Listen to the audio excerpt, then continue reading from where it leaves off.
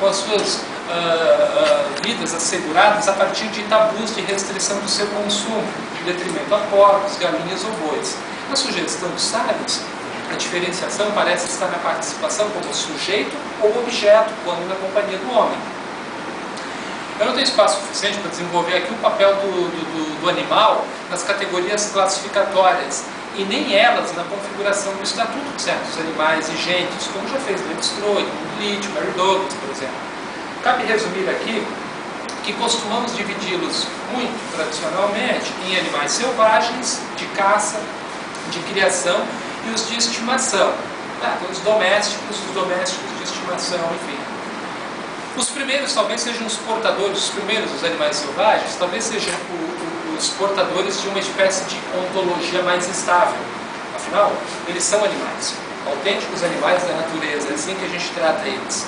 Enquanto os demais, e sobretudo os últimos, os de estimação, têm esse estatuto numa espécie de negociação.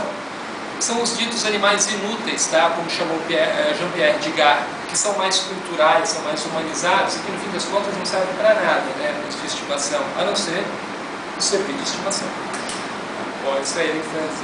Afinal, os selvagens seriam homogêneos nessa perspectiva e acomodados indistintivamente entre classes e espécies, enquanto que os animais de estimação seriam singularizados com seus nomes, seus tipos de expressão, seus perfumes, suas roupas, seu estilo de vida.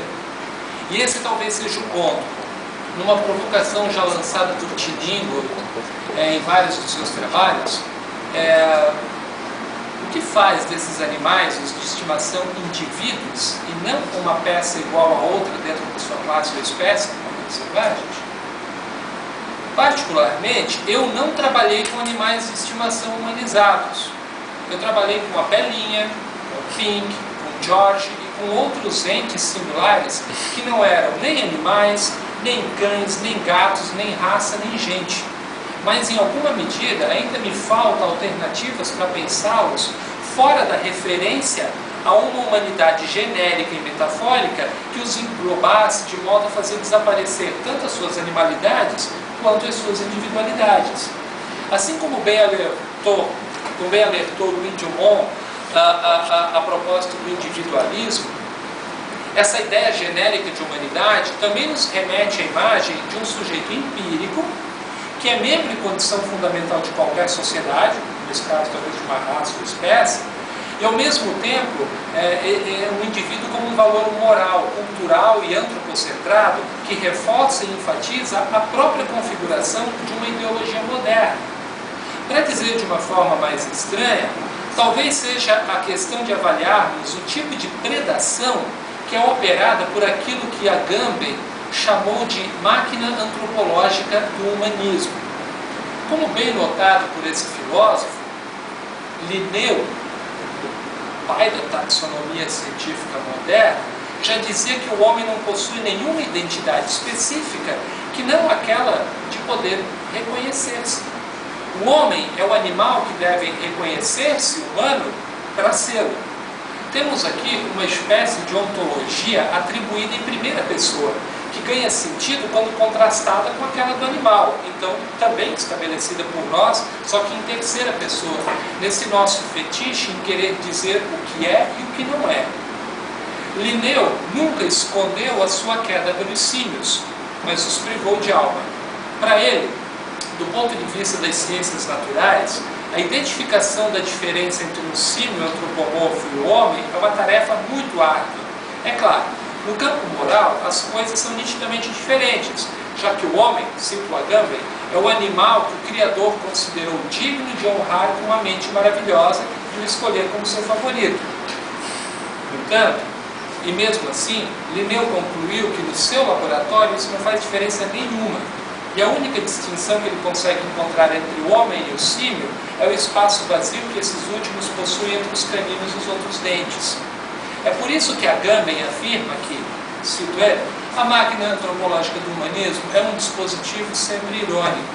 Ela produz o homem a partir de uma ausência, já que o mantém suspenso entre uma natureza celeste e uma natureza terrena, fazendo do seu ser sempre menos e mais do que ele próprio, naquilo que o autor chama de impolítica, ou, acho uma expressão muito bonita dele, um projeto de gestão integral da vida biológica que a humanidade moderna tomou para si como sendo seu ofício. Também é preciso lembrar que, até chegarem ao posto de nossos bebezinhos, lindinhos da mamãe e do papai, fiéis companheiros, e viverem em nossos lares, motivarem manifestos, ou se tornarem o foco da atenção de gestos médicos e estéticos, houve um longo caminho a ser percorrido por alguns animais, que agora chamamos de estimação. Isso incluiu, necessariamente, uma série de investimentos que acalmaram ou que tentaram tornar invisíveis a sua natureza. É um processo que nós chamamos de domesticação, que é uma espécie de colonização, só que com alguma reciprocidade. Tá? Bom, contudo, isso hoje aparece sob formas mais complexas. Latir, rosnar, urinar, mostrar as garras foram algumas das vantagens evolucionárias que permitiram que cães e gatos, por exemplo, garantissem a sua alimentação ou protegessem o seu território prole. Mas isso não combina com a decoração da sala de estar de nenhum apartamento. O que faz com que esses animais que se comportam dessa forma sejam diagnosticados como doentes mentais, medicáveis ou psicotrópicos. Igualmente, as suas habilidades de captura de outros animais foram substituídas pelas tigelas de ração industrializada, com o balanço certo de componentes que fazem produzir fezes sem odor e de consistência apropriada para não sujar o chão. Além de não provocarem mais o nosso mal-estar, é claro. E nem faz muito tempo que cães e gatos de estimação morriam de velhos. Hoje eles são obesos, sofrem com colesterol, diabetes, a pressão alta, problemas renais e mais recentemente com ansiedade e depressão. Assim, hoje, a domesticação parece se dar muito menos pelo desenvolvimento ou modulação de habilidades para uma vida social conjunta do que pela decodificação do animal em uma linguagem biomédica, criada e dominada pelo homem. E com ela vem o melhor, pois esse processo nos transmite uma profunda impressão de que esses animais precisam de nós, enquanto que ao passo disso realizam uma espécie de manutenção de nossa identidade autoafirmada, naquilo que Adrian Franklin chamou de segurança ontológica, ou seja, a instabilidade ou a fragilidade ontológica dos animais de estimação é o porto seguro de nós humanos. Mas no meu contexto de pesquisa, tudo isso tem preço. Está acabando, tá? Tudo isso tem preço, tá? Um preço moral, mas um preço financeiro também. O dinheiro tanto permitia como limitava a humanidade desses animais. E por si só, essa era já mais uma das muitas hierarquias suportadas por esses animais na relação e que nos dão a leve sensação de estabilidade sobre eles. Mas para além disso, com dinheiro, por exemplo, se pode escolher comprar um filhote de determinadas características físicas, com a cor da pelugem ou com a cor dos olhos, ou com mutações nas cordas vocais que os fazem geneticamente mudos para não incomodarem no condomínio. Vocês podem encomendar isso, tem um laboratório em Minas Gerais. Como não pode mais fazer vivissecção, cortar as cordas vocais, as pessoas encomendam, tem um laboratório que manipula esses bichos, eles nascem mudos, tá? Eles mandam por Sedex depois, demora 4 meses. Bom, você pode também tornar esses animais distintos, né? Com roupas, brincos, perfumes, enfim, como se diz, deixá-los à cara do dono. Mas o dinheiro também é necessário para a manutenção da própria invisibilidade do animal.